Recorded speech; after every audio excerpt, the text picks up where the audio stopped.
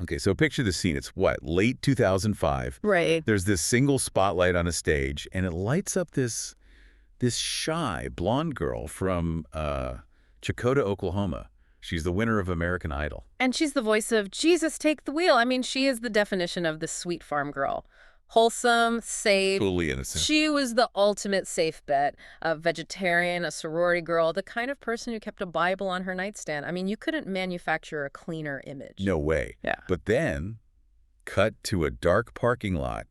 You hear shattering glass, Oh, yeah. the screech of a key dragging across a car, and then a Louisville Slugger just swinging through the air.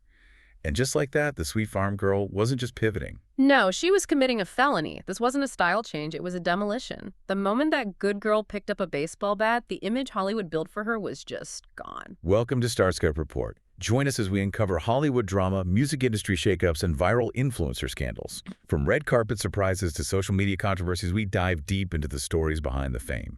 And today's deep dive is a special one.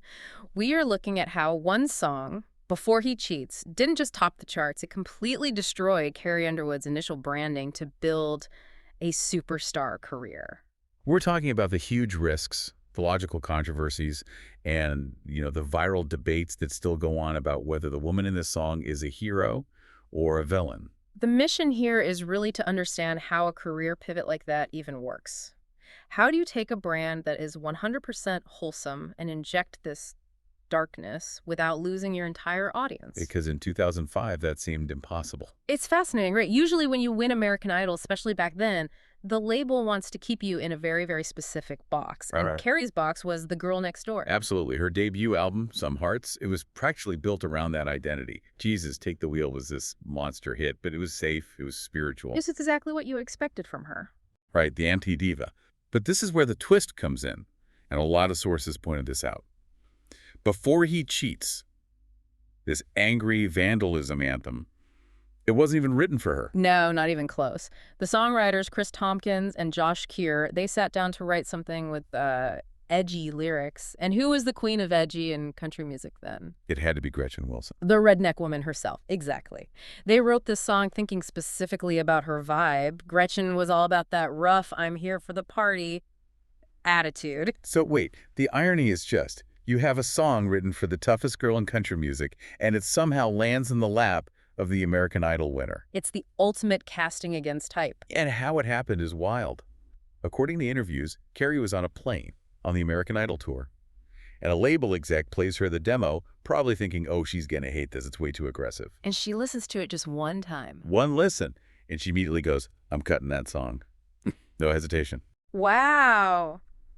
That is a massive gamble for a brand new artist. I mean, you have to remember, the label was super nervous. Even Carrie admitted later she was terrified. She literally asked, is this too aggressive? Yeah, she was worried it would, ruin her relationship with her fans.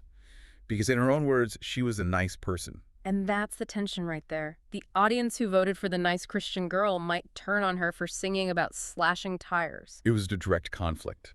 The product versus the art she wanted to make. But she took the risk. And obviously it paid off. But looking back at the lyrics now, you have to ask, was the song actually a confession to a crime? Oh, absolutely. Carrie took the risk, and it paid off big time. But was the song actually a confession to a crime? Coming up, we'll look at why legal experts and Reddit detectives think this anthem might actually be the rantings of a psycho. It sounds harsh, but when you really break down the lyrics, it gets messy. Let's unpack the narrative. We all know the chorus. She's destroying the car. I dug my key into the side of his pretty little souped-up four-wheel drive. You can see it. But if you listen to the verses, there's a very specific word that keeps popping up. Probably. Yes. She says, right now, he's probably slow dancing with a bleached blonde tramp. She says she's probably getting frisky. That's the key word, probably. It means she is destroying thousands of dollars of property based on a hunch. She's standing in a parking lot, just imagining what he's doing. She never says, I saw him. Exactly.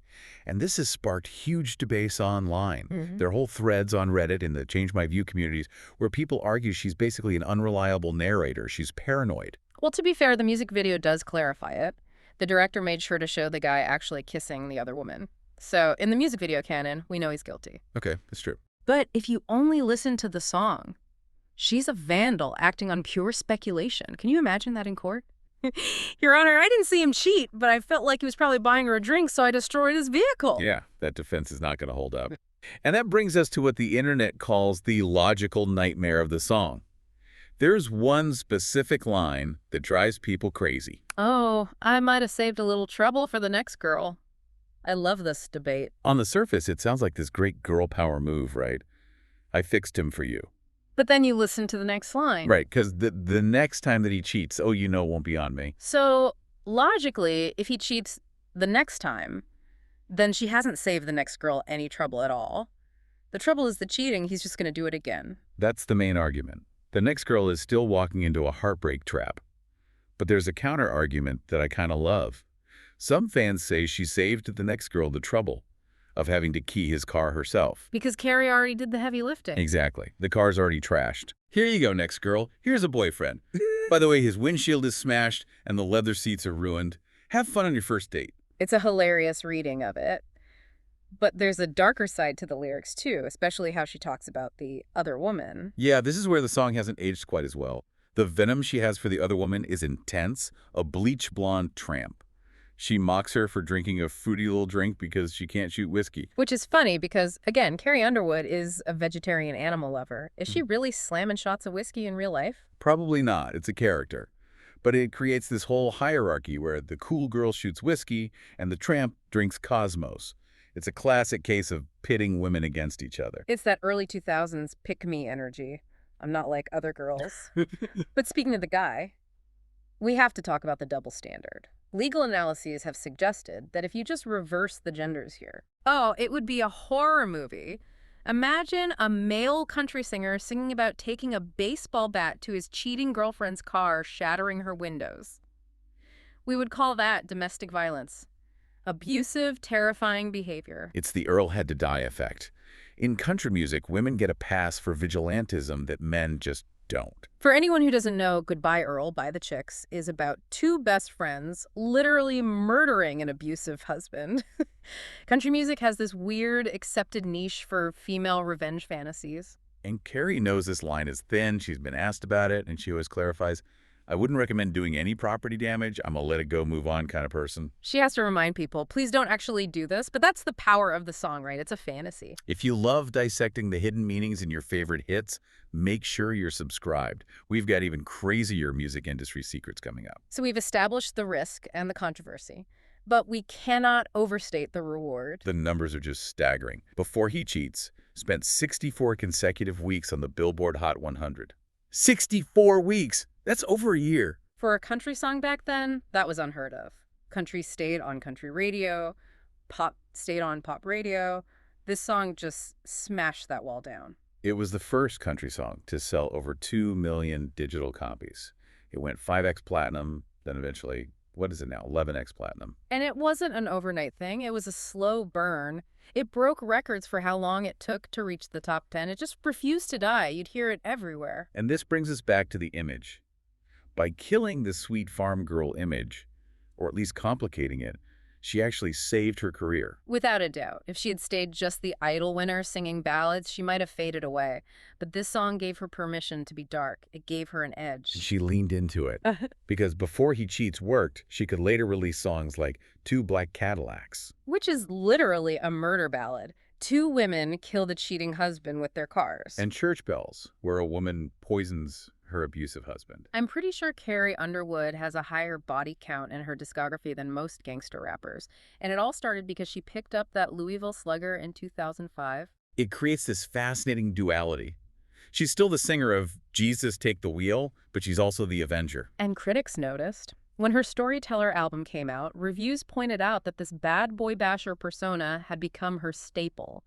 Some people thought it was repetitive, but others loved it. And then she pivoted again with Cry Pretty in 2018. Which was huge. After her accident, she had that bad fall and got over 40 stitches in her face. She released Cry Pretty.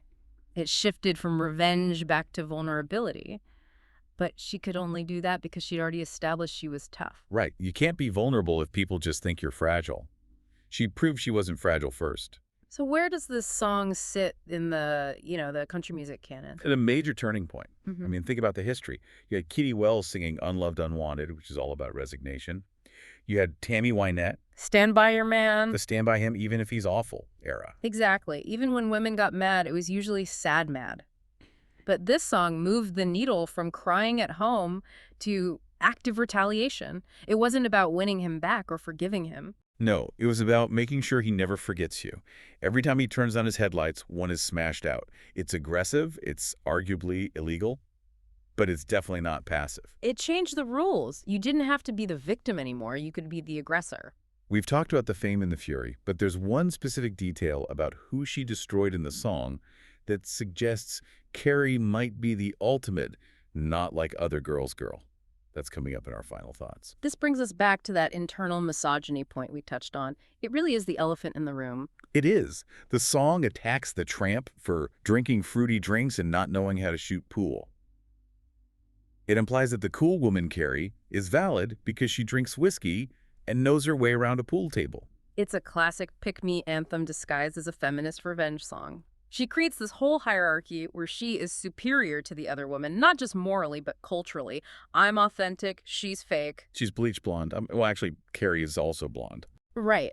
But the bleach blonde in the song is code for trashy, whereas Carrie is wholesome. It's a fascinating contradiction. And yet, despite all that, it is still the ultimate karaoke anthem. Go to any karaoke bar in America, and someone is going to sing this song. Because the anger is universal. We've all felt betrayed. We've all, maybe for a second, wanted to smash a headlight. Carrie Underwood just gave us a really catchy way to scream about it without getting arrested. It proved that a sweet farm girl could play a villain, and in doing so, she became an icon. And let's be honest, sometimes being the villain is just more fun. You've been listening to StarScope Report, where we uncover the stories shaping Hollywood, music, and pop culture. Thanks for tuning in, and don't forget to subscribe for more stories that keep the stars shining.